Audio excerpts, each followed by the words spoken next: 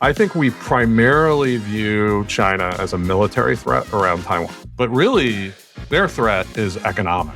What they're doing is a dagger pointed at the heart of world manufacturing and advanced technology. 1, 2, 3, 4. Hey there.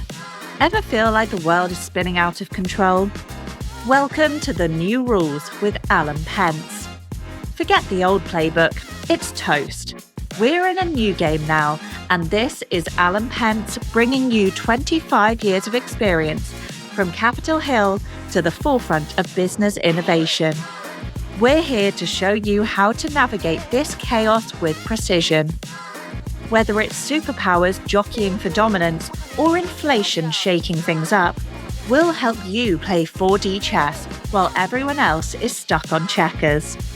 Subscribe now, and let's dive in together to master the new rules of the game. Welcome back. Tonya is ragged out and hungover from a long weekend in Ibiza at a wedding. Tell us about it. Family wedding.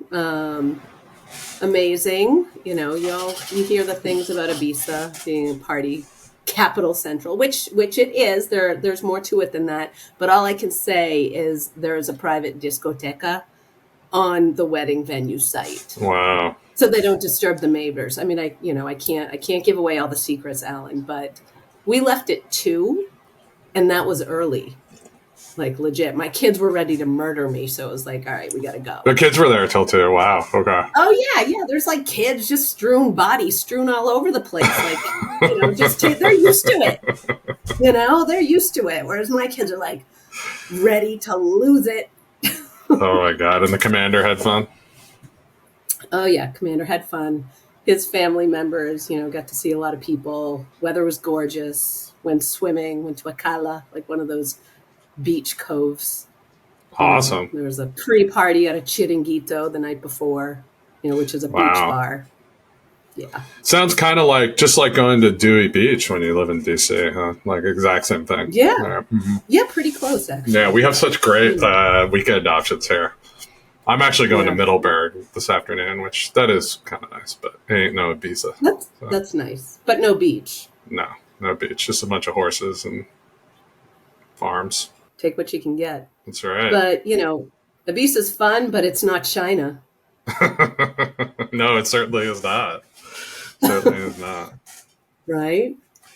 So we're going to talk about China. You thinking a lot about it, Alan? Yes. So I did 2 posts over the last 2 weeks about what I see as our lack of seriousness about taking on the China threat. And what I tried to lay out in the first one is really that we've got to be concerned about, I think we don't understand the way that China thinks about its situation and its strategy. So we tended to think that China is like a normal country, or at least like the party is that rules it. And we don't take them really seriously as communists. So we think, hey, kind of went market oriented in the 80s, with the Deng Xiaoping. And once they got rich, they would kind of become like us and they would just join the world community. And that was a lot of the reason why the United States allowed them to enter the WTO, World Trade Organization, in 2000, 2001, whenever that was, which of course led to what is called the China shock. Some arguments about how severe that was, but certainly put a hole in the U.S. and other countries' manufacturing sectors. And what I kind of trace some of this back to is, like, if you look at history from the viewpoint of a Chinese leader, they don't have the same narrative that we have. I think in the West, it's sort of like, hey, there was this classical civilization, and then we had the Middle Ages, and then these wars of religion, and then out of that we got these nation states, and then all of a sudden the Industrial Revolution came in, and that created all this wealth and population explosion, and then Europe and then the US kind of took that and they basically conquered the rest of the world and spread that to other countries, and now we're sort of in the post-colonial, post-empire, post-industrial age, and we're all moving forward into something else now that's kind of unclear. So like what the narrative, that's sort of the narrative in the West, this progressive history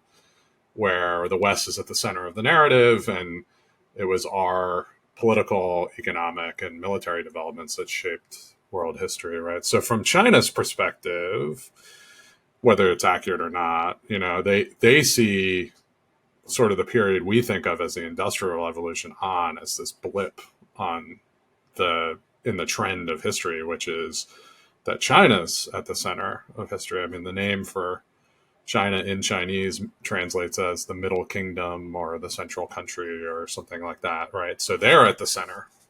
And they were the country that brought a lot of civilization to the world, a lot of the core technology and innovations. They had gunpowder, they had printing, they had all these different things that long before Europe ever did. And so they see what happened in the Industrial Revolution, which really drove the growth of the West. They see that as this aberration from history. But that aberration had huge consequences, right? So because they were weak, starting, like they talk about a century of humiliation or national humiliation that started basically when they lost the first Opium War to Britain. So Britain needed something to trade with China to get silk and tea and other things that they were trading. The Chinese didn't really need much. So they started importing opium, and then everyone got addicted to it. So China tried to shut that down, and Britain launched a war to make sure that they kept buying opium. I say it's kind of similar to if the Chinese invaded California to make sure that people were still addicted to fentanyl, right? So it's kind of a similar analogy. That would go over really well. Yeah, people would be, that would leave a scar, right? So, so they see that era from the early to mid 1800s until really the end of the Second World War, which ushers in the Chinese Communist Party taking over soon after. That's sort of their century of national humiliation, and it's a period in which Western powers dictated to them, right, and made these unequal treaties and forced them to abide by Western demands and things like that. So they see that as a blip, and they see the central mission now of the Chinese Communist Party is to reassert China's central role in history. And that role, you assert that role by leading the technology revolution. And so that gets mixed into what we now call the Fourth Industrial Revolution, which, some of these things, I don't know, first was steam, then it was electric, then it was computer. So that was the first three. And now it's AI, robotics. I mean, it's just to be honest, the Fourth Industrial Revolution is just a grab bag of all the hip technologies that you hear about, right? Xi sees his mission as reasserting China's dominant role in the world through mastering these technologies, and particularly advanced manufacturing technologies. And so so that's why you see Xi cracking down on Chinese tech that he sees as sort of frivolous. He doesn't want Meta, Facebook, or their version. He's cracked down on all those companies because he thinks they're sort of frivolous. What you need to do is build robotics. You need AI that does real stuff, doesn't write songs for people, right? They don't care about that. They really see the narrative as, they see their mission as doing that. And in doing, the way they're going to do it is not the way the U.S. would approach it going forward by letting private capital, allocate. They basically have a national policy to take money from their workers or prevent the workers' wages from rising too high. They basically don't let companies make any profits. So that's why the Chinese stock market totally sucks. And, this little blip going on right now doesn't really mean much. But they're basically harnessing all that money and plowing it back into investment. And that investment is public, or it's subsidized through banks that are controlled by the state, right? So it's all basically run by the state. So there's no real private sector to speak of, at least on the financing side. So basically, if you look at other countries' investment shares of their GDP, so how much money goes back into business investment. Now that could make sense. So China's at 40%, I think, above 45%. That might make some sense when they were, like everything was a dirt road and there was no housing and no infrastructure, right? So classic development model, you kind of keep your wages low and you pump all your money into infrastructure and investment, and you grow your capital base and you grow infrastructure. And then this is always the problem with these models, right? Huge growth while those things that you need to get built. But it creates like all these winners, right? Construction companies, and China was housing companies, all these people who make money off of doing this. And eventually you get to the point where like, you don't need any more stuff, right? And so we got there in China 10, 15 years ago, and they just kept building apartments. I mean, we heard about ghost cities, and then it was sort of like, oh no, they got filled up. Well, there are a bunch of ghost cities now. I mean, they've just overproduced housing, which the government has clamped down on. Right. So they have like bullet train, or you hear about, they got bullet trains everywhere, and there's like 2 people on them. Right. So it's, and then they tried to like pump, they realized it wasn't working in China anymore. They tried this Belt and Road initiative where they would invest in other countries. That's been a total disaster, right? First of all, public relations disaster in that when the deals that they did in these countries like Sri Lanka, the port is a famous case where they basically took over the port because they lent the money to build out port facilities.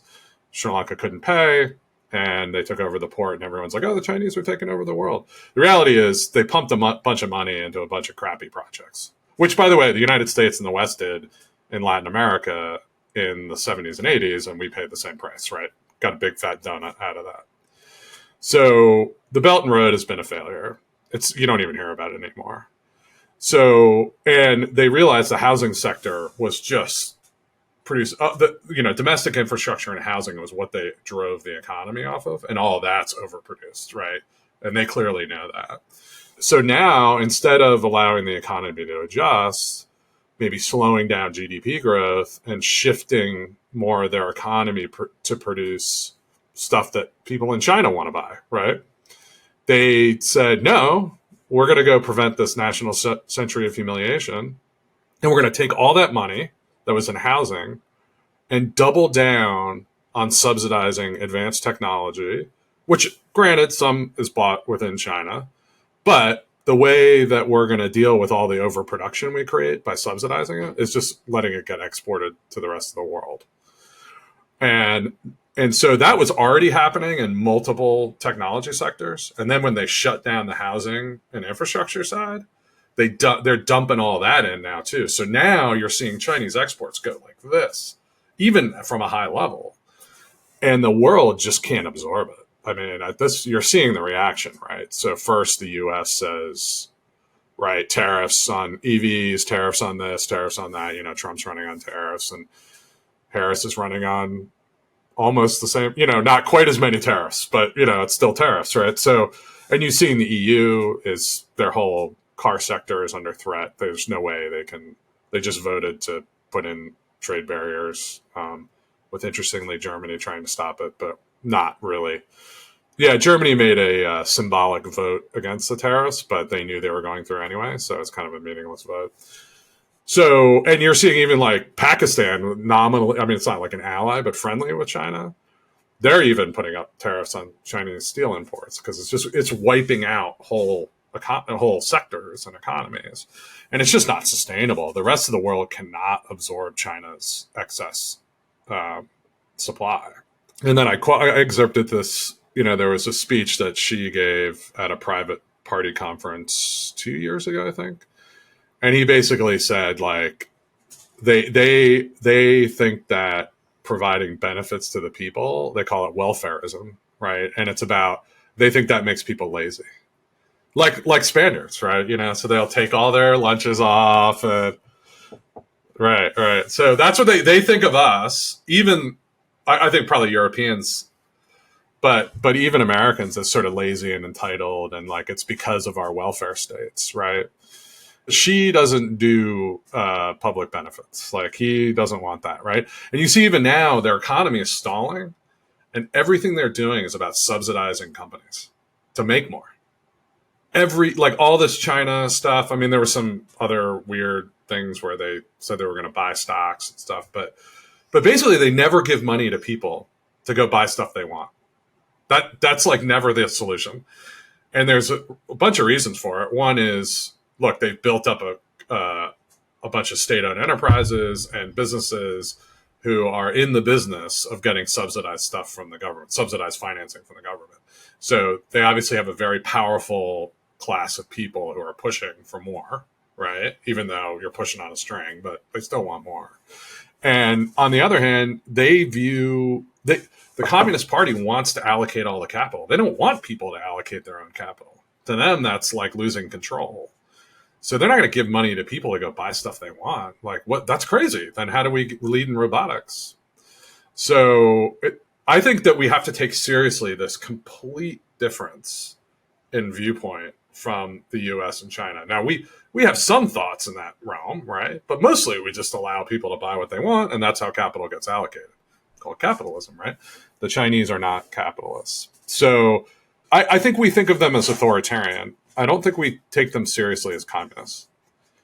And so this is a version of communism. Marx's key point was he was a materialist. Everything in society, according to Marx, derives from the base, which is the modes of production. Like, how do you make stuff? Like, what happens in the factory? Who owns it? Who gets the money? That forms all of society. And everything else, culture, politics, that's the superstructure built on top of the base. So that's how they view the world. And so they view the world as, we've got to win here. We're going to put all our money there. And so I think people, like I follow Michael Pettis. He's a professor at the Tsinghua School in Beijing, one of their top schools, and former trader, and he's with the Carnegie Endowment. So just understands international finance and economics. He's not a PhD economist, but I think he understands the system better than most. And, he's been calling for within China, he's in China for the last 15 years for them to readjust their economy, to go through the adjustment that all these other countries have had to go through as they develop, which can be very wrenching, to go from, hey, you can't invest 40% of GDP anymore. You got to start trending down to the 20%, 25% you see in Europe and in the United States. And that money has got to go to consumption, consumer consumption, or benefits that the government provides to people, not to corporate investment anymore. And that's just not going to happen. I mean, I think that they might do it temporarily for a period of time to mitigate some issues, but they're never going to allow the economy to fully adjust because they're on a different mission. They have a different vision of the world.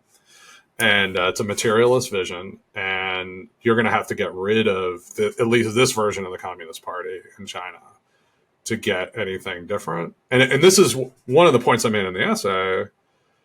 I think we primarily view China as a military threat around Taiwan. And as I was talking about some work by Tanner Greer, who's an academic at Scholars Stage, his publication or whatever it is, he said that, yeah, China will fight for Taiwan. That's true. So military threat, I think, is localized at Taiwan. But in his view and in mine, China is really not an expansionist military power, at least not right now. I mean, maybe if they win this round, they win in Taiwan and they win the fourth industrial revolution, maybe at some point they become more expansionist. But right now, their goals are primarily domestic and in their region and getting Taiwan back. But really, their threat is economic. And I called what they're doing is a dagger pointed at the heart of world manufacture and advanced technology. So what they're trying to do is take all their money, reinvest it into the key strategic sectors that will allow them to control the future of productivity and manufacturing and, the economy. They're going to use all their money to wipe everybody else out so nobody else can make anything. You look at, we had solar companies and then the Chinese have been subsidizing solar panels for, I don't know, 20 years. And like at some point, no one's going to allocate any more capital there because the Chinese are just going to flood the zone, right? So why would you do it? And they're going to do this. Then they're going to own everything and you're going to be dependent on them. And then they're going to coerce you, right? So I don't see it as primarily military. I do think we need to figure out what's going to happen in Taiwan. I have mixed feelings there, but really we should fundamentally view the threat as an economic threat. And I think in the United States, the conversation is dominated by the people concerned with the military threat and not enough with the economic threat. Why is that? I mean, why isn't the thinking evolving? Or do you think it is, just not as quickly as it should? Are we in denial? Yeah, I think largely our economic elites operate is still, I mean, you can read just recently AEI put out some stuff, the big think tank in the United States, and so Peterson Institute's always publishing on this. And it's sort of this kind of blinkered neoliberal libertarian philosophy that you should just allow all free trade, right? With no acknowledgement that there is no free trade from China or Germany or, you know, a lot of other people. They are setting industrial policy. So like they are horrified by US industrial policy, not admitting that our industrial policy is currently set in Beijing and Berlin and not in Washington, right? And so they're also, you know, to be honest, on the conspiracy side, you can say like the way this system works right now is we buy stuff from China. If we kept buying stuff from China and nothing else happened, the value of their currency would start escalating because we're demanding it. We're buying it. If you demand something, the price goes up, right? In the absence of any readjustment, at some point, China's exports would become unaffordable and people would buy stuff from us because it would be cheaper. The dollar would be cheaper. Well, China directly intervenes in this process, right? By recycling all the dollars they get from us back into U.S. assets. And they, you know, Brad Setzer does great work on this. He's on X. He shows how they hide a lot of it. Like they'll buy, you know, a lot of like we get all these reports about, oh, China's selling off treasuries. And it's like, oh, look at their state-owned banks. They own, or the private banks, private, right? They own a bunch of treasuries. How did that happen, right? And that doesn't get into the official reserves, but they have them and they control them, right? They'll buy through Belgium. They'll buy through like these third parties. You know, they'll buy mortgage-backed securities instead of U.S. mortgage-backed securities, like in the early 2000s, which helped ignite property bubble that created the great financial crisis here. This whole system has been going where they're recycling back in, and Wall Street takes a vig off of that. They make money off of that. So when you got Trump saying, I'm going to make Jamie Dimon Treasury Secretary, and he wants to do all this stuff against China, I'm like, you're letting the fox into the hen house here, dude. Like, no way. Like, Wall Street is going to fight this with every ounce they've got because they're making money off of it. And so we have strong interests in this country and global corporations, to be honest. Like, a lot of our multinational corporations are happy with the system that exists. And so, and our national security elites, right? Because to some extent, although with Russia, we've seen the limits of this. They believe having everybody's assets reserved in U.S. assets allows them to coerce people, but it doesn't really work, right? Russia is a pretty good example. But so anyway, we have these powerful interest groups that are making a lot of money and doing well off the current system. And that's why, particularly in economics, there's such a neoliberal bias and so much money provided by Wall Street and other people who benefit from the system. That's why you need somebody like Pettis. The Matt Klein has done similar work, Brad Setzer, who are starting to, you know, and then you got other economists that are starting to, and have been, Danny Roderick at Harvard, pointing out the system doesn't work and it's doomed to fail. But of course, when somebody's making a lot of money off of it, it can go on a lot longer than you think. You said something about, well, or I don't know if it was Pettis who said it first, about capital controls, right? And that's because you're talking about Wall Street, a lot of interest, right? Like, how do we solve this, right? So right now you hear Trump's talking about tariffs, more tariffs. And the problem, so Pettis goes through the three responses, right? So the first is you do your own industrial policy. So to me, this is you do your own subsidies. So this is beat China by becoming China. And we do need to do that. So like the CHIPS Act and some of the other things we've done are subsidizing, like semiconductor production in the United States to secure supply lines. Like some of that's going to be necessary, particularly in the short term, because we can't allow these industries to get wiped out and taken over by China. So we got to get in there, get in the game. We have to realize the stakes of the game too. I mean, I just look China's estimated AI investment from the government over the next 10 years is like 1.4 trillion or something. And like, it's a lot of money. So our private sector is investing a lot too. So we'd have to look at those figures to see how differential they are. But anyway, so like we're going to have to do some of that. But the last thing the world needs is for the US to become another China, because we're just going to all make too much stuff. And then who's going to buy it all? Right. I mean, it's already the point where like nobody can buy all these Chinese EVs. If we then subsidize our EVs, then it's just EVs all around. There are not enough drivers to buy the cars. So I think that's a road to like ultimate poverty for everybody. Everyone gets immiserated in that deal. But we're going to have to do some of it in the short term. Another option is we could just allow the current system to keep going. I think that's completely unsustainable. We're getting to the point where I think you're starting to see the cracks in the global trade system. I think it's all going to fall apart in the next 5 to 10 years. So then you can to deal with the situation. What needs to happen is the U.S. needs to reset the table. Right. I was going to say, we're getting into Khan. I love that movie, right? The analogies. We're going to reprogram the simulation.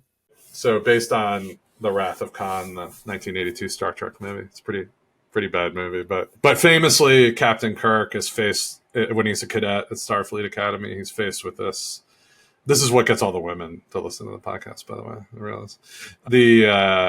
So he's faced with this unwinnable situation where he has to save the ship and blah, blah, blah. So anyway, instead of going through the simulation, the night before he takes the test, he reprograms the thing so that it works out for him. So I'm saying that that's what the U.S. has to do with the global trading system. We just got to start over. And reality is we kind of hold the cards a little bit. And if we can get our elites on sides, we can basically, because there's only a few countries that can absorb all this savings that China's doing, the recycling, right? Mostly the United States, but to some extent, Canada, UK, Australia. You'll notice they're all Anglophone countries, and they all have free open markets for capital. Most of these other countries do not, right? Or they don't produce assets that you can buy.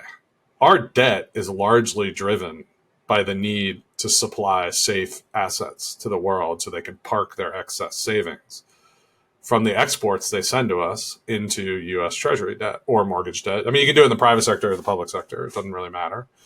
But we have to run deficits in order for those people to save. If we stop doing that, then it's going to be so essentially, as Pettis points out, if we don't run deficits, they'll wipe out, like with China exporting in, they wipe out our jobs. And so if we don't run deficits to subsidize that loss of jobs, then unemployment spikes. So we have a choice between high unemployment, given the current system of open capital markets.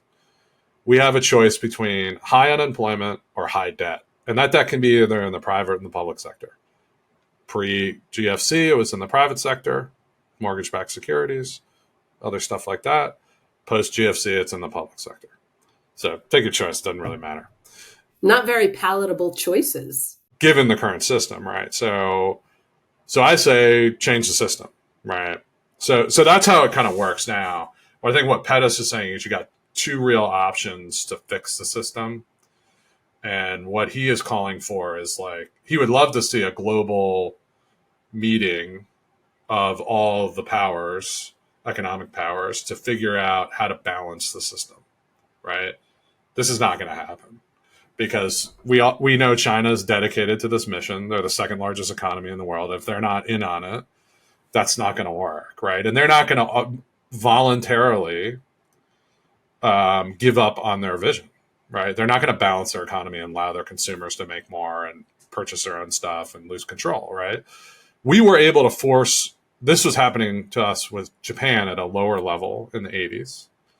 Because they were under our defense umbrella, there was a meeting, and I think it was 1986 at the Plaza Hotel in New York called the Plaza Accords, where we forced Japan to let the yen appreciate. And that made their exports less efficient. And then Japan went into 2 decades of lost decades, right?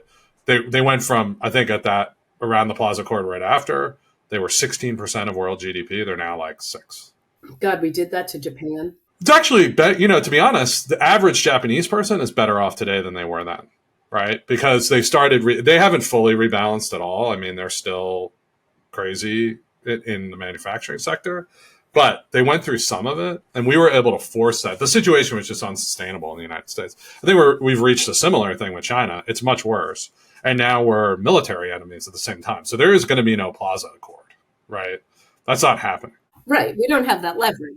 We can't make that happen. I think what our option is probably to work with the other deficit countries, but realizing there is no other option for China. Like there's not enough capacity in the rest of the world to buy their shit. It's not going to happen. And the U.S. doesn't buy it. No, I mean, how much money is there in Pakistan and India and all these? There's just not enough money. So are they thinking about that, Alan? Are they thinking about that reality or the grand illusions of being, the great middle country again, trump everything?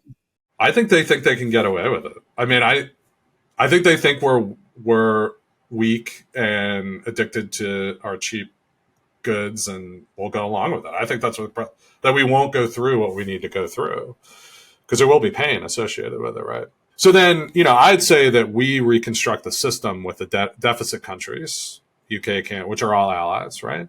And then we say, you can come into the system that we've constructed and you can use the dollar. You can buy our assets.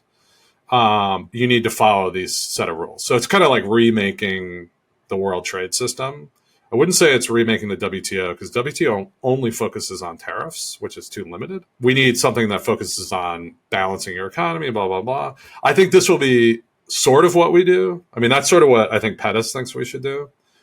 I think the problem is many of our allies are playing a modified version of China's game. Like Germany is all export driven. They also suppress the wages of their workers through a bunch of labor reforms. Germany was a deficit country until the early 2000s when they did these Hartz labor reforms, which lowered German wages. And in the decade after that, their exports went through the roof, right? So Germany isn't like they don't pay their workers same as Chinese, but they're artificially low for Western wages, right? From France and others.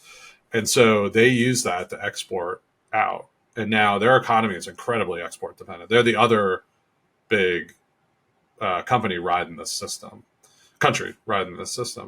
And I think if we force them to adjust their economy, I don't know how Germany could go through it at this point. They're losing wealth. They're less competitive.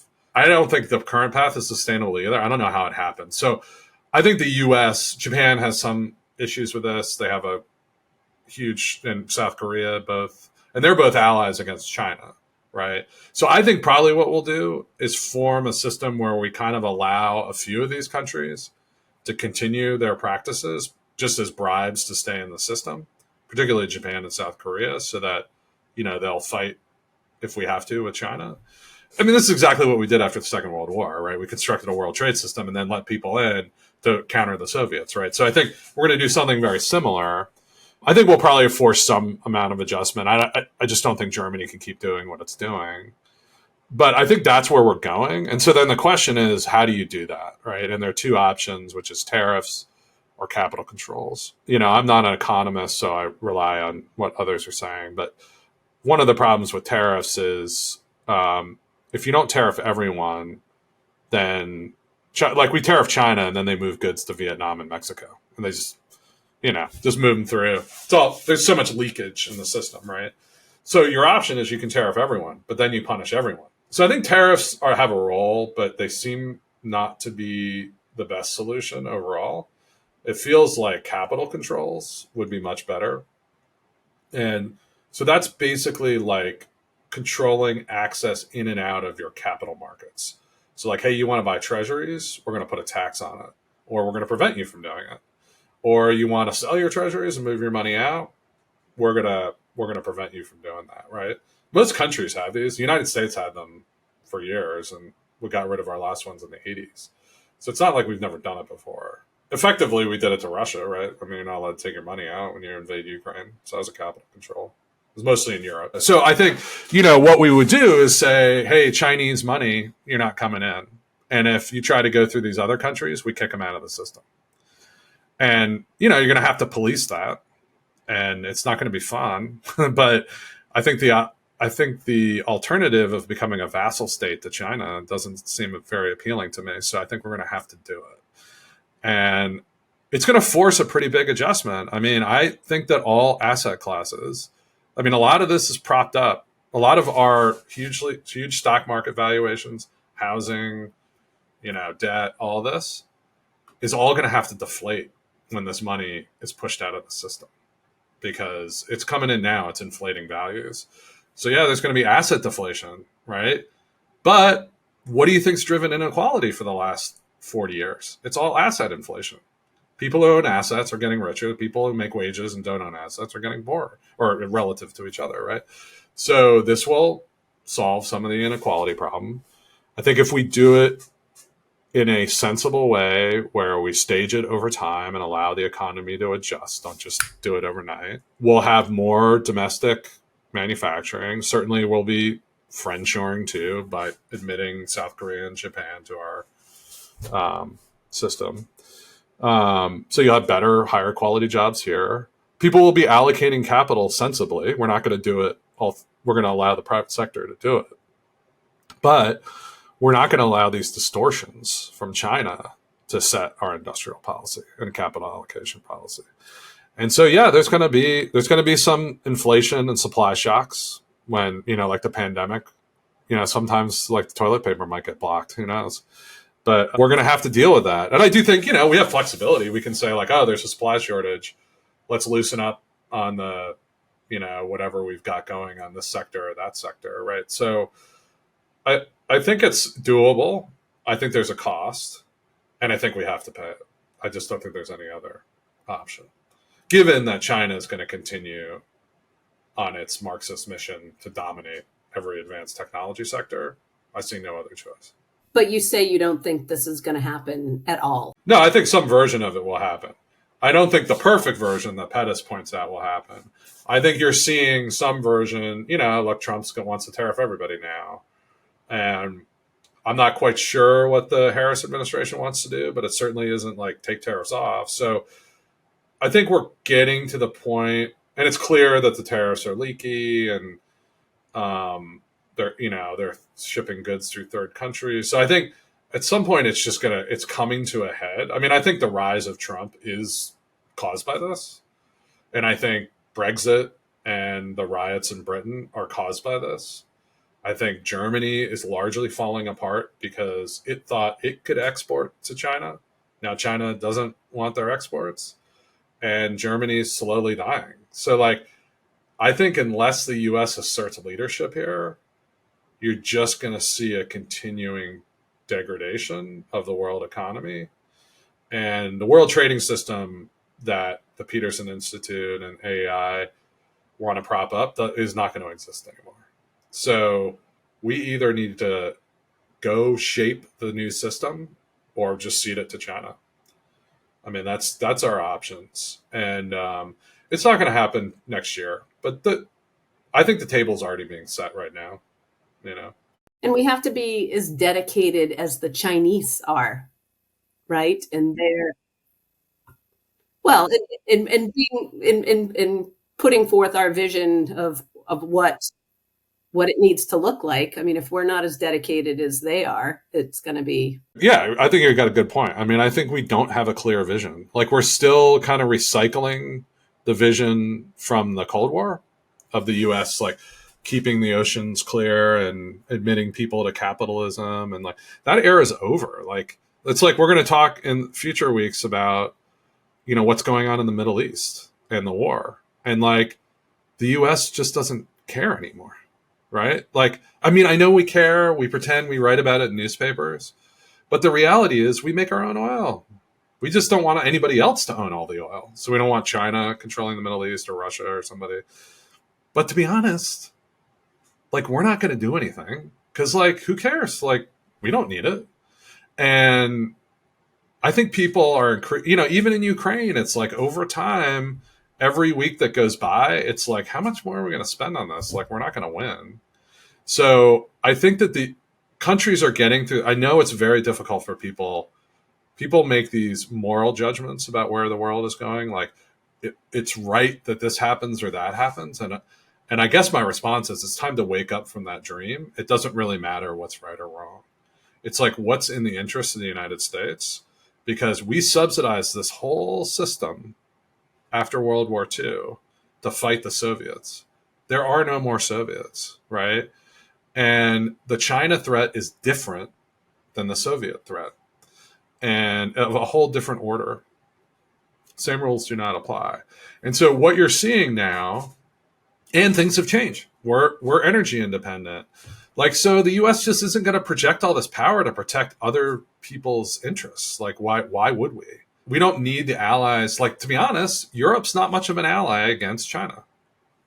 I don't know. I mean, like, Germany's going to go to war over Taiwan? Absolutely not. So, like, what are we wasting our time in NATO for, right? Like, fine, stay in NATO, you know, it's good and all, but it's not the center of the action anymore. It's in China. So, like, I don't know. I just feel like we have to, this is the whole point of the new rules. It's like the sleeper needs to awaken. And I think it's starting to happen. And it's like, you got to wake up and realize that all this bullshit you were taught is just not true anymore.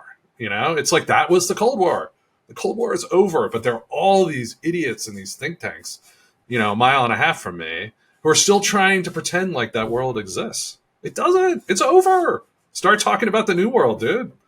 So anyway, that's how I go off on my little tangent, but that's what we're doing. Yeah. So I'm just trying to point out, like, increasingly you're starting to see these thinkers come out and be like Pettis has been doing it for 10, 15 years. Nobody listened to him. Now he's got a Wall Street Journal profile this week, right? Big profile on Pettis. Like, it was awesome. This is in the neoliberal paper of record, right? Like, it's starting to crack through, right? That the world has changed and we need to change with it. And these are the dynamics that are going on. And like, this is an all out competition with China. There is no option to not play. But the good part is, I think the United States has all the cards. We can make toilet paper faster than China can find other people to buy their toilet paper. So I think China's playing a pretty weak hand here. The only thing sustaining their hand right now is our economic elites being blind to the issues, right? And I think once we adjust that, it will have costs, 100%. But they are costs worth paying that we have to pay. But the U.S. needs to assert the global leadership and say, this is the way the world's going to work going forward. We're not, we're not going to protect every country and every ocean. We're going to make sure our supplies are correct, and we're going to make sure that trade works for us. And it's going to, to be honest, it's going to be a much less idealistic system. It's going to be a much more realistic system. And we've asserted global leadership before, just in a completely different era and context. We can do it again. We'll see how it plays out. I mean, I'm more of a realist, and I realize the United States is sort of a crusading nation. Like, we'll dress it up in some rhetoric that sounds really nice, that makes everybody feel good. But the reality is, how many more ships are we going to build to defend interests in the Middle East that make no difference to us? How much more taxes are the U.S. government going to collect from its people to make that happen, to protect Germany from a country next door to them? Well, not quite. Close to them, who has 1/4 quarter of the economy that Germany does, and they don't pay shit for defense. And like the first thing when the government, now Germany's in this huge economic malaise. And what's the first thing that they cut? They came in, Schultz came into this, meeting with his coalition and put like Ukraine aid on the table. He's like, 2025, we're not going to pay for this anymore. You're Germany. You're the one that's like, why are we paying for this? And it's like, it's just galling to me that these free riders on the system, it's like Germany is delusional. It's like, we're not going to be there in 5 years to pick up your slack. Come on, dude, get serious. Like, I need to write that post, actually. I'm going to do one from Logan Roy from Succession being like, you are not serious people. That's what I kind of feel like with these countries. That's got to be next. Yes. Is that in the pipeline? That's in the pipeline. You are not serious people. And I have a good podcast coming out with this guy, Dean Ball, is at Mercatus Center, George Mason out in Virginia. He had a whole post about industrial policy, U.S. manufacturing, especially in the defense sector, called America the Serious. Are we going to get serious about this? And that's sort of, I loved it. So that'll be coming out. That might even come out before those. Not sure, but really good conversation. So, all right. So until next week, I'm actually going to be writing about investing this week. So I'm trying to help people understand, like, based on what I see from this geopolitical economic realignment, what do I see that now? Look, I'm not an investment advisor. I've just studied a lot of these people and gathered what I could. And I'll talk a little bit about what I'm personally doing, but I think makes sense based on the era we're in. And a lot of the assumptions I think that people had about investing have been shaped by this 40-year period of globalization and deflation. And now those are kind of reversing. And I think we need to start looking at other eras like the 70s, the 40s, and what kind of worked in those eras rather than just rely on, the same thing. But I do think there's a big danger inside the U.S. system created by our default retirement accounts, which are mostly target date funds that are pre-programmed. And they don't, they're based on the evidence of the last 30, 40 years, not the evidence of the last 100 years. That's going to be a good one. People are going to, that will be one. People are going to fall asleep. No, they're going to need their pens and papers, notes, going to take notes. So what do you think about this using like movies and TV as like the analogy for what I'm trying to talk about? I'm a little nervous. It's a little like too cute by half, but we'll see. I'll need some feedback from people. I personally, and I know my opinion counts a lot. I think it's great. Yeah. Right. It kind of, some of this stuff is heavy. I mean, you're putting forward new global rules, Alan. So we want to you want to give the people a break sometimes too. Give them a little a little enjoyment, a little fun, a little splash of fun in there. Yeah, it's balance. It's all about balance, right? Everything in life is about balance, even the New Rules podcast. That's right. Okay. All right. I'll include that. So I think I might have a good idea for the investment one. So I'll give it a shot. Well, hopefully you recover from Ibiza. Is it Ibiza? Yeah. Or no, you don't say it that way? Yeah, Ibiza. Ibiza. I can't say it. But anyway. Yeah, close enough. Say hi to the commander for me. And I will. We'll see you next week. Commander's recovering too. Yes. You've been listening to The New Rules with Alan Pentz. For more insights on mastering the new game, follow @apentz, that's APENTZ, on X, and make sure to subscribe to the podcast so you don't miss a single episode. Thanks for tuning in, and remember, in today's world, you don't follow the rules, you write them.